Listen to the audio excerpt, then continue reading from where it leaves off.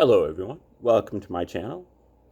This channel is dedicated toward educational matters, primarily bringing to light some of the great giants of the past who have spent their whole life working on some fundamental educational endeavor, never to be recognized in spite of putting out one or more magnum opuses, explaining their work. And for whatever reason, I've studied a lot of these things, and I've tried to collate, as many of them as I can and present them on this channel. Today is video number 179 on the reciprocal system of theory. And this theory was put forward by Dewey B. Larson.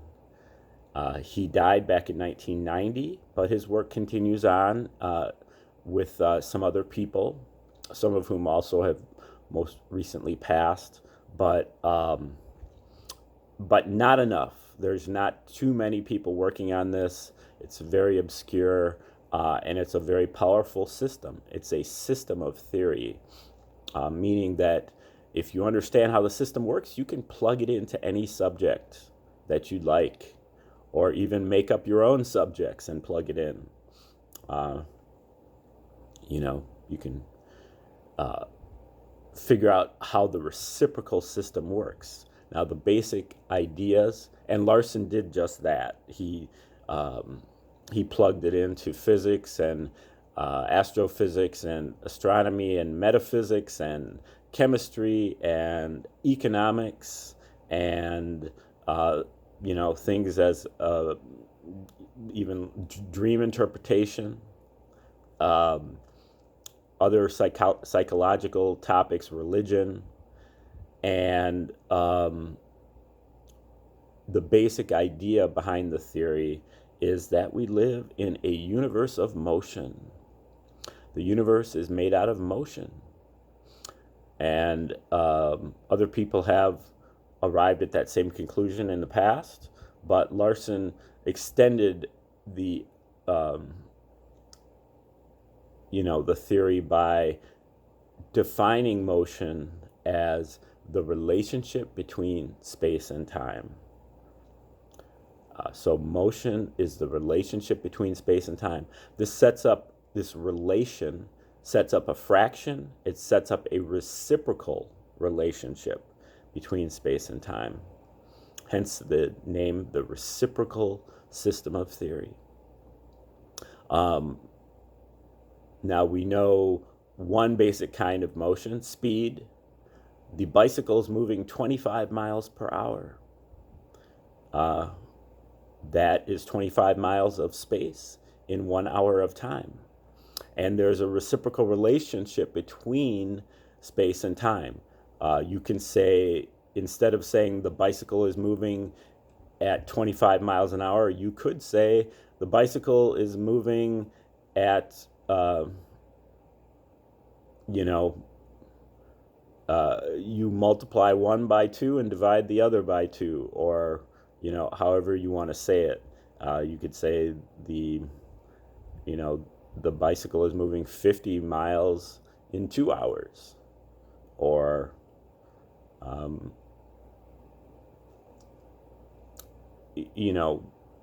what you basically have is you have a fraction. So say you have the fraction 2/3. The reciprocal of that is 3/2. And so when you multiply them together, you get 1. So that sets up a relationship where you have a 1, and then you have numbers that are less than 1 on one side and numbers that are greater than 1 on the other side. And this is what you get when you have space and time. Space and time in Larson's system both come in discrete units, meaning that they only come in chunks. There is no continuity there. You have a minimum of 1 unit of space and a minimum of 1 unit of time. And 1 unit of space in 1 unit of time, 1 over 1, equals 1. And that equals the speed of light. The speed of light is the 1, which is like the origin of the whole system, the background.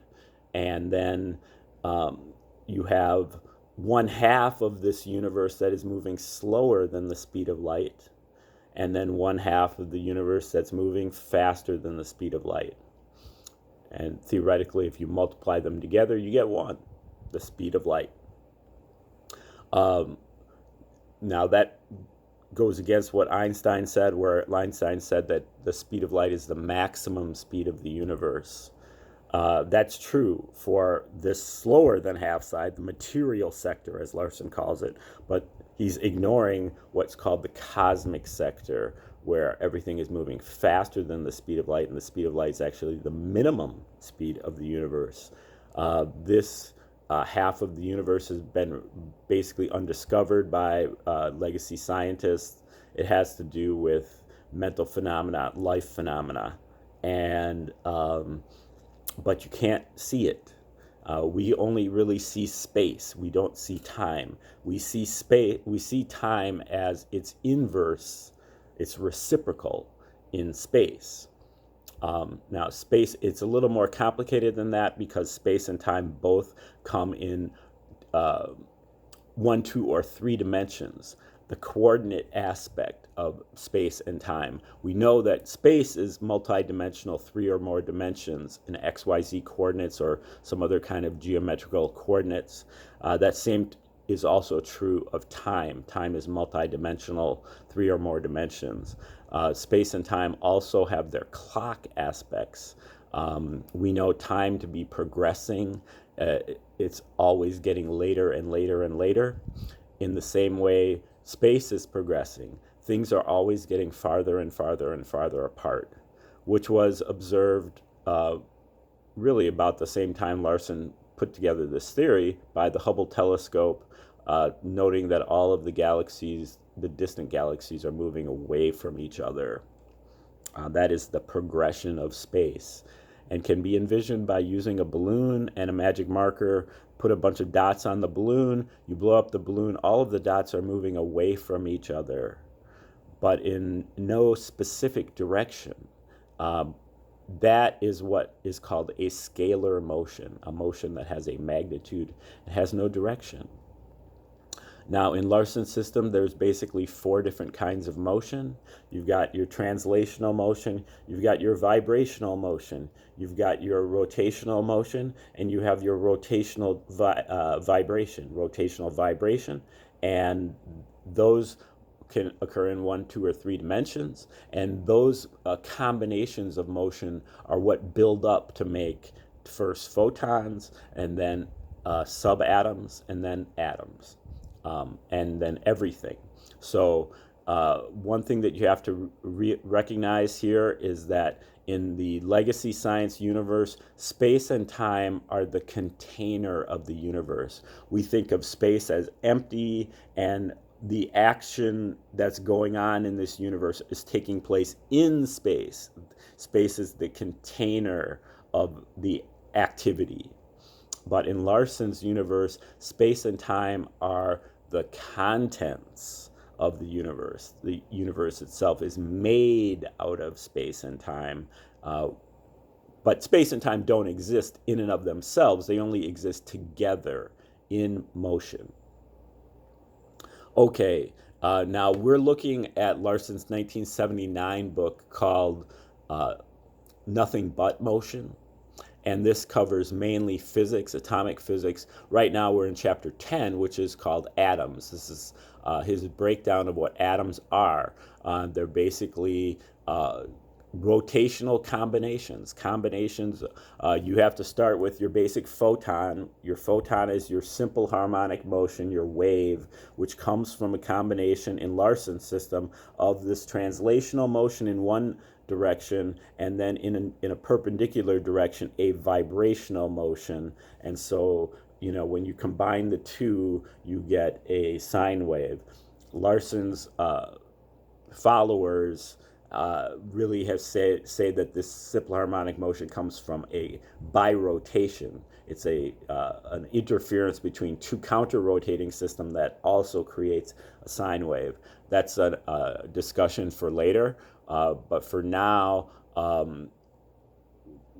we'll just take the photon as is, and then once you start to rotate the photon in other dimensions, you end up first you get a disk, and then when you rotate the disk, you get a sphere. Those are two-dimensional rotations, or what Larson calls magnetic rotations, that comprise the atom. And then there's another rotation which Larson calls the electrical rotation, which also is optional for the atom, and it fills in the blanks in the periodic table between all of the noble gases. So we'll go back half a paragraph here and then continue on. Okay, on comparing the periodic table with the rotational characteristics of the elements as tabulated in this chapter, it is evident that the horizontal periods reflect the magnetic rotational displacement, while the vertical groups represent the electric rotational displacement. In revising the table to take advantage of the additional information derived from the reciprocal system of theory, we may therefore replace the usual group and period numbering by the more meaningful displacement values. So Larson's basically coming up with his own periodic table. When this is done, it is apparent that a further revision of the tabular arrangement is required in order to put all of the elements into their proper positions. Mendeleev's original table included 9 vertical groups, beginning with the inert or noble gases, group O, and ending with a group in which the 3 elements, iron, cobalt, and nickel, and the corresponding elements in the higher periods were all assigned to a single vertical position. In the more modern versions of the table, the number of vertical groups has been expanded to avoid splitting each of the longer periods into two sub-periods, as was done by Mendeleev. One of the most popular of these revised versions utilizes 18 vertical groups and puts 15 elements of each of the last 2 periods into one of these 18 positions in order to accommodate the full number of elements. In the light of the new information now available, it can be seen that Mendeleev based his arrangements on the relations existing in the 8-element rotational groups, 2A and 2B, in the notation used in this work, and 2A and 2B in the notation used in this work, and forced the elements of the larger groups into conformity with this 8-element pattern. The modern revisers have made a partial correction by setting up their tables on the basis of the 18-element rotational groups 3A and 3B, leaving blank spaces where the 8-element groups have no counterparts of the 18-element values. But these tables still retain a part of the original distortion, as they force the members of the 32-element groups into the 18-element pattern. To construct a complete and accurate table, it is only necessary to carry the revision procedure one step farther and set up the table on the basis of the largest of the magnetic groups, the 32-element groups 4A and 4B. For some purposes, a single extension of the current versions of the table to the full 32 position width necessary to accommodate groups 4A and 4B is probably all that is needed. On the other hand, the useful chemical information displayed by the table is confined mainly to the elements with electric displacements below 10. And separating the central elements of the 2 upper groups from the main portion of the table, as in the conventional arrangements, has considerable merit. The particular elements that are thus separated on the basis of the electric displacement are not the same ones that are treated separately in the conventional tables, but the general effect is much the same. When the table is thus divided into two sections, it also appears that there are some advantages to be gained by a vertical rather than a horizontal arrangement, and the revised table has been set up on this basis. The new concept of divisions, which is emphasized in this table, will be explained in Chapter 18. Inasmuch as carbon and silicon play both positive and negative roles rather freely, they have each been assigned to two positions in the table. But hydrogen, which is usually shown in two positions in the conventional tables, is necessarily negative on the basis of the principles that have been developed in this work, and is only shown in one position. The aspects of its chemical behavior have led to its classification with the electropositive elements, will also be explained in Chapter 18. Okay, so he's basically revising the periodic table to, this doesn't even seem to be directly related to the reciprocal system, but just more based on common sense. You have, okay, what you have is you have hydrogen to start the table, and then helium, which is the first noble gas. And then there's a group of 8 that ends with neon, then another group of 8 that ends with argon, and then there's a group of 18 that ends with krypton, and another group of 18 that ends with xenon. And then there's a group of 32 and another group of 32. So you have, 3 sets of 2, in addition to that first row that is just hydrogen and helium. Then, you have 8, 8, 18, 18, and 32, 32. And it basically, the equation that Larson uses is 2x to the second power. So 2 times 1 to the second power is the first row of 2. And then 2 times 2 to the second power is 8.